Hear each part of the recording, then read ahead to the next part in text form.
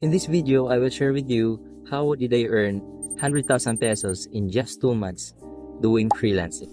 By the way guys, I am Jan Andrew, and if isa ka din sa mga nag-aspire na kumita online, definitely subscribe to this channel because I will share how did I earn my 6-digit figures online. Let's get back to the video. Let's break down into 4 steps on how did I earn my first 100,000 pesos in 2 months doing freelancing. First is I build my social media presence. Yes, you definitely heard it from other content creators doing freelancing, but this is very effective and highly recommend to do that if you want to become a freelancing. By the way, I'm a freelance video editor. What I did is I posted relevant contents on my niche. In short, ipakita mo lang skills mo sa mundo, and then nag-wait lang ako na may kakatok sa DM ko na gusto nila akong i-art as their video editor. Magtatanong kayo, yes, I optimize my all social media platforms as well as to the online hunting sites, mainly LinkedIn, onlinejobs.ph, Upwork, Instagram, at TikTok. Lately ko lang kasi ginawa tong YouTube channel ko kaya hindi pa ako nag-show up that time. Second step is I don't limit myself. Grind lang ng grind. Tanggap lang ako ng tanggap ng client sa panahon niya hanggat kaya ko pa. Kasi minsan nakahalik sa atin yung oportunidad, kaya grab lang ng grab.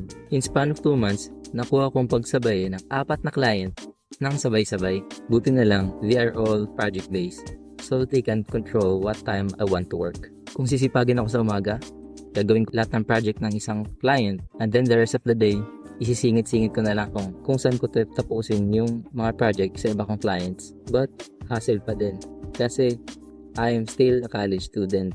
I am studying. So dahil once a week lang yung klase namin, minaximize ko yung time habang nasa bahay lang. Third, I was focused. Kailangan talaga to guys. Focus na focus. Because you need to be focused on every project. Remember, there are 4 clients and 4 different styles of edit as well.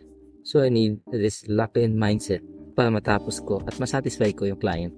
Nag-edit ako ng 2 Alex Ramosi style short form contents and 1 long form content and isa ding business content.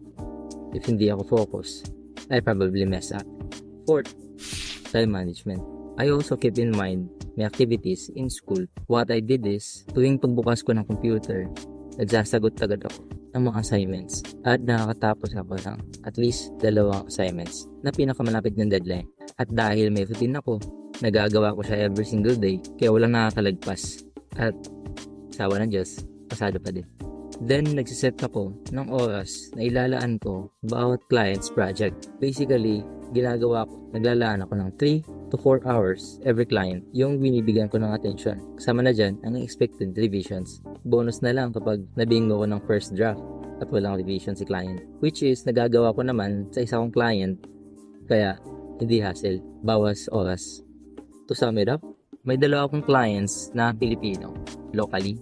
I-combine na lang natin yung sahod sa kanila dahil hindi naman ganun kalaki, kaya malaki din naman na tumataging na 26,000 pesos sa 2 client na yan. Punta naman tayo sa isang client. This client is from Boise, Idaho. And yung binayad niya sa akin in that span of 2 months is